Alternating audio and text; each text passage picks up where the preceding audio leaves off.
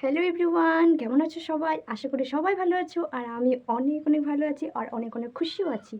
তো তোমরা হঠাৎ করে দেখলে আমার আশীর্বাদ পর্ব ভিডিওটা আপলোড করেছি আমি। তো তোমরা অনেকে দেখেছো আর অনেকে অবাকও হয়েছো। মনে প্রশ্নও জেগেছে যে এটা দিদিটার কি লাভ ম্যারেজ না দিদি বা বোনের আর কি লাভ ম্যারেজ না অ্যারেঞ্জ ম্যারেজ। তো অফকোর্স বলবো সেটা আমার লাভ ম্যারেজ।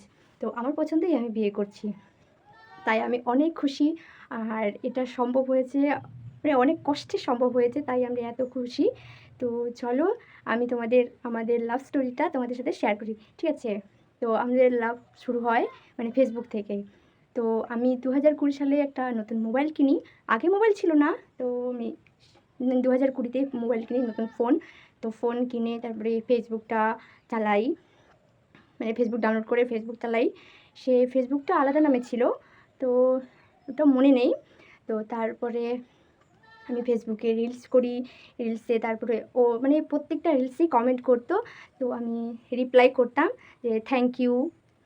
তারপরে মানে মেসেঞ্জারে SMS করলো, তো SMS আমি দেখতে গেলাম যে এটা কি SMS করলো।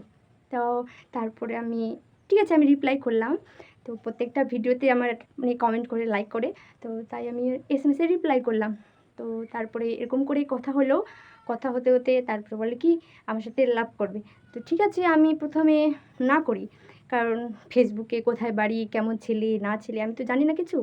তো আমি না করি, অনেক দিন না করি আর কি, কথা বলি না। তারপরে ও SMS করতেই থাকে করতে থাকে করতে থাকে যে না করি।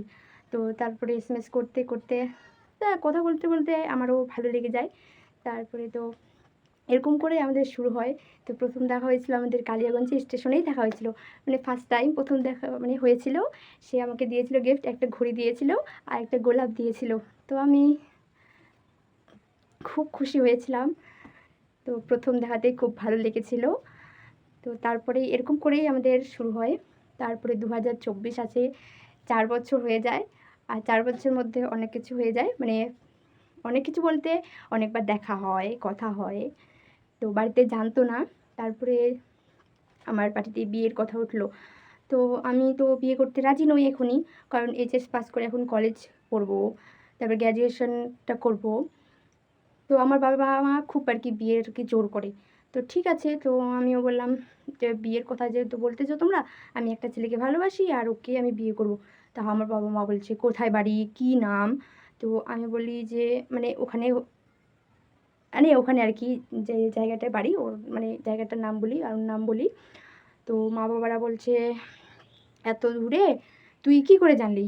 তো আমি বললাম জানি এরকম করেই। তো তারপরে বললাম আর কি ফেসবুক থেকে হয়েছে। তো তারপরে মা বাবা তো শুনে চমকে গেছিলো। তো কী ফেসবুক থেকে আবার প্রেম করছিস তুই? ও কেমন, ও ছেলেটা কেমন, ওর ব্যবহার কেমন, ও কী করে না করে তুই কিছু জানিস? তো আমি বললাম ও কী করে না করে আমি জানি, সব কিছু জানি।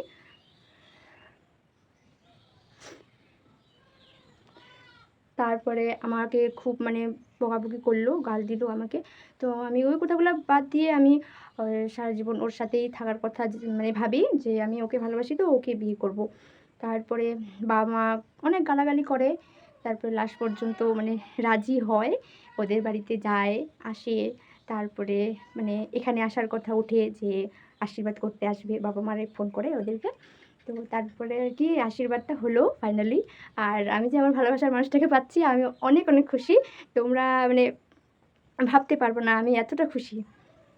তো কে বলেছে যে ফেসবুকের প্রেম, আমি কোনোদিনও ভাবিনি যে ফেসবুক থেকে প্রেম করব, তো বা ভালোবাসার মানুষটাকে পাবো।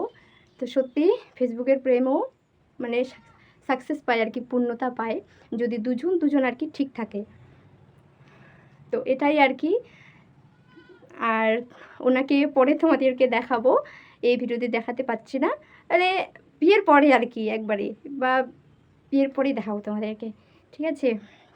তো চলো, এত ঝামেলার পরে আমার প্রিয় মানুষটাকে পাচ্ছি, তোমাদেরকে বলে বোঝাতে পারবো না আমি কতটা খুশি। তো চলো গাইস, ভিডিওটা কিন্তু এখান থেকে শেষ করছি। কেমন লাগলো জানিও, আর দেখা হবে নেক্সট ভিডিওতে। তোমরা ভালো থেকো, সুস্থ থেকো, আর এভাবে সাপোর্ট করতে থাকো। টাটা। আর ভিডিওটা ভালো লাগলে অবশ্যই শেয়ার করো। Tata guys.